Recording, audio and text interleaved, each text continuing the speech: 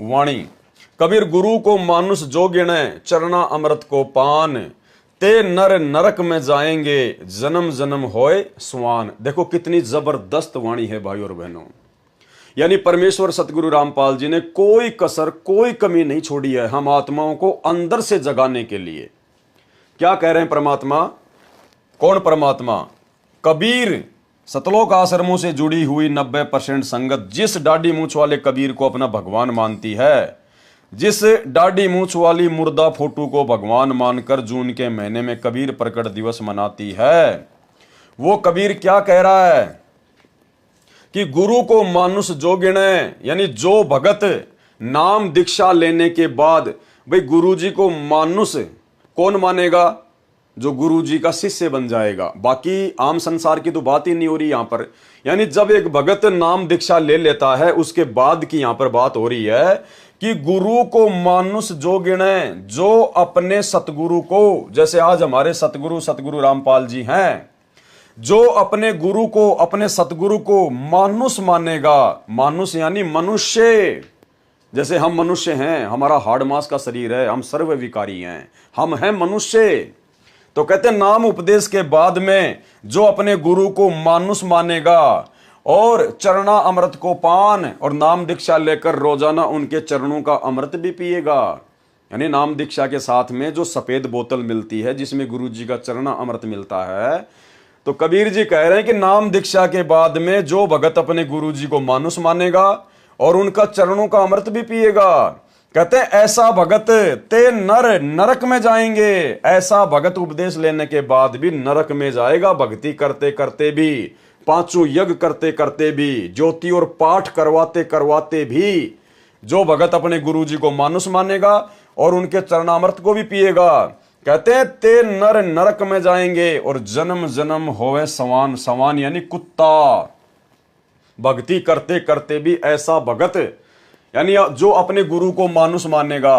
और गुरु जी को मानुष मानने का मतलब है अपने गुरु जी के रहते सहते किसी और को परमात्मा मानना। जैसे आज आश्रमों से जुड़ी हुई 90% संगत इस कागज की फोटो को, कबीर जी की काल्पनिक फोटो को, नकली फोटो को कबीर भगवान मानती है, इसका प्रकट दिवस मनाती है। जून के महीने में इस फोटो का प्रकट दिवस मनाने का मतलब है इसको भगवान मानना। इस फोटो के आगे दंडवत प्रणाम करने का मतलब है इसको भगवान मानना।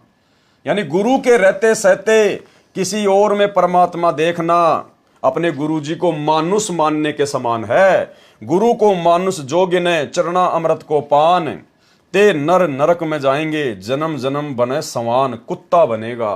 तो साध संगति से जुड़े हुए भाई बहनों को अपनी किस्मत को सराहना चाहिए कि परमेश्वर जी ने हमें साध संगति से जोड़कर भक्ति करते करते भी कुत्ते बनने वाली उस प्रोसीजर से बाहर निकाल दिया। यानी हम केवल अपने गुरुजी को ही परमात्मा मानते हैं और हम अपने गुरुजी का ही चरणा अमृत पीते हैं, और हम इस दाढ़ी मूछ वाली फोटो को भगवान नहीं मानते। अपने घर पर, अपने दरबार में इस फोटो को नहीं रखते। हम इस फोटो वाला लॉकेट नहीं पहनते। हम जून में इस फोटो का कबीर प्रकट दिवस नहीं मनाते।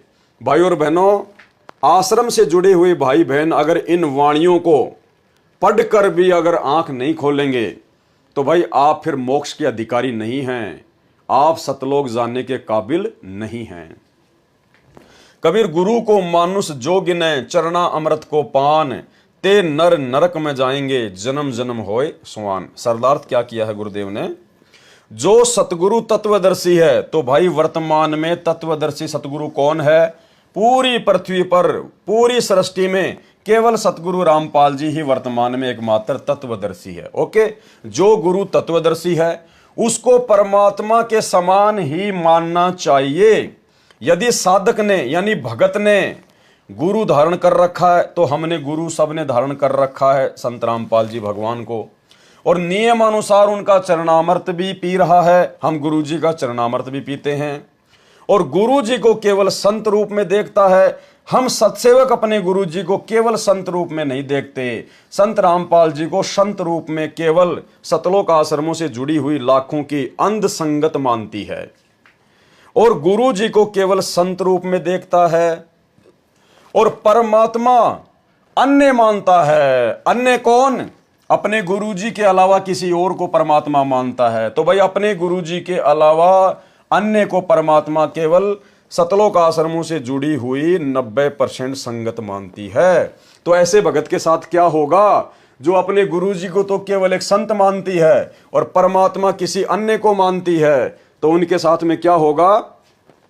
और परमात्मा अन्य मानता है तो वह शिष्य पार नहीं हो सकता। यह परमात्मा का विधान है।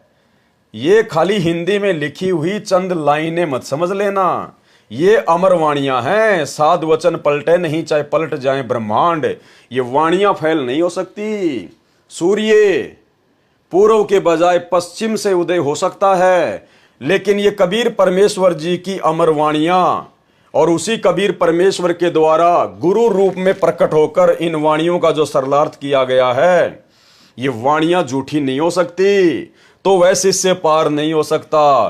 पार नहीं हुआ तो श्वान यानी कुत्ते आदि के शरीर प्राप्त करता रहेगा।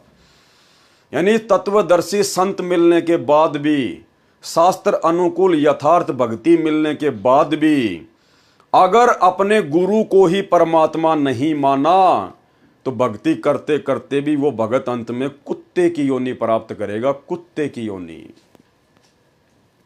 वाणी